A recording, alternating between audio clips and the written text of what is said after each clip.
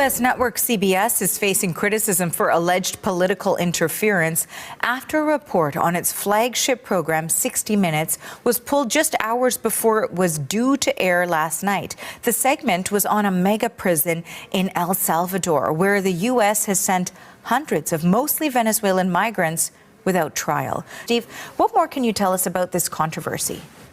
Well, Arthi, there's many layers to this story. The big question today is, was it pulled to placate Donald Trump? Now, CBS was promoting this segment throughout last week, and last week they even put out a promotional preview to look at what this story was going to be about. Take a listen. It began as soon as the planes landed. The deportees thought they were headed from the U.S. back to Venezuela, but instead they were shackled, paraded in front of cameras, and delivered to CECOT, the notorious maximum security prison in El Salvador, where they told 60 Minutes they endured 4 months of hell. Did you think you were going to die there?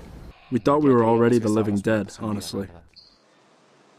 Now, this story had already been approved by CBS lawyers, the Standards and Practices Department, but just a few hours before, CBS's editor-in-chief, Barry Weiss, pulled the story. She had a statement last night. She said, "My job is to make sure," you can see it here, "that all stories we publish are the best they can be. Holding stories happens every day," she says, "in every newsroom."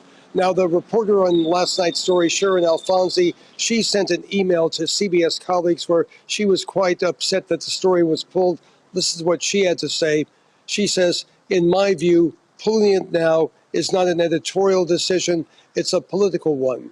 So this is where CBS stands today. Lots of controversy about this. Apparently, Barry Weiss wanted, one of her complaints was there wasn't anyone from the Trump administration to give its side of the story. But Alfonsi says CBS and 60 Minutes reached out to the Trump administration